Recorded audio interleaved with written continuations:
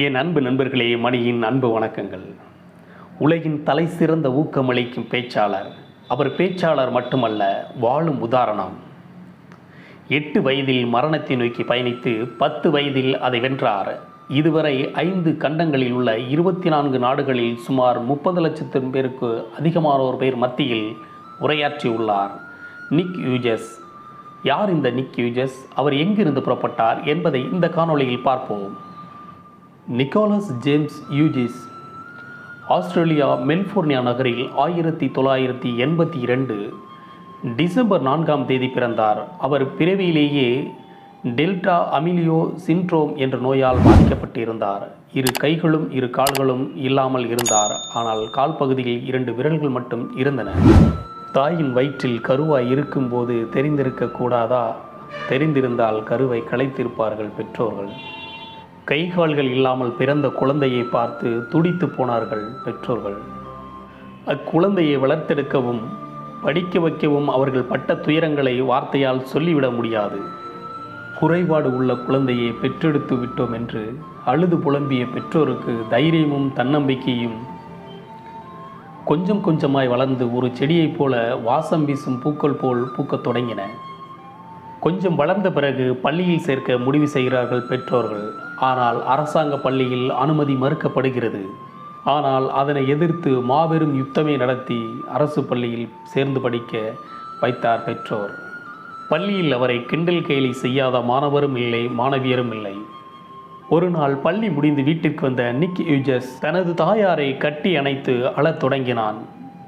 என்னை ஏன் பெற்றீர்கள்? என்னை கருவிலேயே சாகடித்திருக்க கூடாதா என்று. எல்லாரும் என்னை அவமானப்படுத்துகிறார்கள், என்னை ஏன் பெற்றீர்கள் என்று கேட்டதற்கு தாயாருக்கு பதில் சொல்ல முடியவில்லை. கண்ணீர் விடுவதை தவிர வேறு ஒன்றும் முடியவில்லை.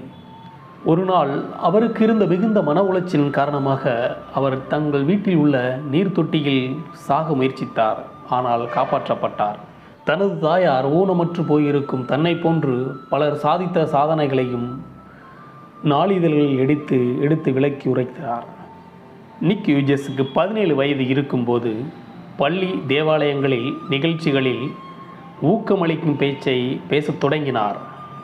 அவருக்கு கைகால்கள் இல்லை என்றாலும் ஆனால் அவர் மாபெரும் பேச்சாளராக உருவெடுக்க தொடங்கினார். அவரது பேச்சை கேட்க உலகில் உள்ள அனைத்து மக்களும் ஆர்வத்துடன் குவியத் தொடங்கின. நிக் யூஜஸ் பேசுகிறார் என்றால் அரங்கம் முழுவதும் நிற்கக்கூட இடமில்லாமல் நிரங்கி வழியும். அவர் செல்லும் இடமெல்லாம் ஒன்றை சொல்வதுண்டு. If you cannot get a miracle becoming one. கடவுள் இந்த உலகத்திற்கு செய்ய வேண்டியதை என்னை போன்ற சாதாரண பிறவியின் மூலம்தான் செய்து முடிக்கிறார் என்பதை உணர்ந்து கொண்டேன். எனக்கு அந்த பெருமையும் பாக்கியமும் கிடைத்திருக்கிறது. எனக்கு தேவையான உதவிகளையே நானே செய்து முடிப்பேன். பிறரிடம் நான் கேட்பதும் இல்லை, அவர்கள் செய்வார்கள் என்று நான் எதிர்பார்க்கவும் மாட்டேன் என்பார். என் பேச்சை கேட்க வந்த எண்ணற்ற மக்களின் தாழ்வு மனப்பான்மையை தவிடுபொடியாக்கி இருக்கிறேன் என்றார். நடக்கவே முடியாமல் வந்த மாற்றுத்திறனாளிகள் இவரது பேச்சை கேட்டவுடன் எழுந்து நடக்க முயற்சித்து விட்டார். அவமானங்களையும் அடைந்து வரும் துயரங்களையும் தயவு செய்து தூக்கி வீசுங்கள் என்றார். ஒவ்வொரு நாளும் புதிதாக பிறந்தோம் என்று எண்ணிக்கொண்டு புதிய பயணத்தை தொடங்குங்கள். உங்கள் ஒவ்வொருவருக்குள்ளேயும் திறமைகள் இருக்கும் என்பதை நம்புங்கள். எளிதில் வென்றுவிடலாம். என் உருவத்தை என்னால் மாற்றி அமைக்க முடியாது. ஆனால் உலகம் முழுவதும் மனதளவில் பரிதாபத்திற்குரியவர்களை மறுவாழ்வு வாழ வைத்திருக்கிறேன். நீங்கள் எப்படிப்பட்ட தாழ்வு மனப்பான்மை உள்ளவராக இருந்தாலும் என்னால் மாற்றி அமைக்க முடியும் என ஒரு கனமழை பொழிவது போல தன்னம்பிக்கையின் வார்த்தைகளை கொட்டி தீர்த்தார். 21 வயதில் கிரிஃபித் பல்கலைக்கழகத்தில் வணிகவியல் பட்டம் பெற்றார். பின்னர் 2008ஆம் ஆண்டு ABC தொலைக்காட்சியில் தோன்றினார். பின்னர் 2009ஆம் ஆண்டு தி பட்டர்ஃப்ளை சர்க்கஸ் என்னும் குறும்படத்தில் நடித்தார். பின்னர் 2010ஆம் ஆண்டு மெத்தட் பெஸ்ட் இண்டிபெண்டன்ஸ் ஃபிலிம்ஸ் ஃபெஸ்டிவலில் சிறந்த குறும்பட நடிகருக்கான விருதை பெற்றார். நிக் யூஜிஸின் முதல் புத்தகம் லைஃப் வித்தவுட் லிம்ப். அவர் தன்னம்பிக்கையை ஊட்டும் 11 புத்தகங்களை எழுதியுள்ளார். அவர் எழுதிய புத்தகங்களை ரெண்டம் ஹவுகாலால் 30 மொழிகளில் மொழிபெயர்க்கப்பட்டுள்ளது. 2012ஆம் ஆண்டு பிப்ரவரி 12ஆம் தேதி கானே என்பவரை திருமணம் செய்து 2 பெண் குழந்தை 2 ஆண் குழந்தை உள்ளது. இந்த வீடியோ பிடிச்சிருந்தா மறக்காமல் லைக் பண்ணுங்கள், ஷேர் பண்ணுங்கள், கமெண்ட் பண்ணுங்கள்.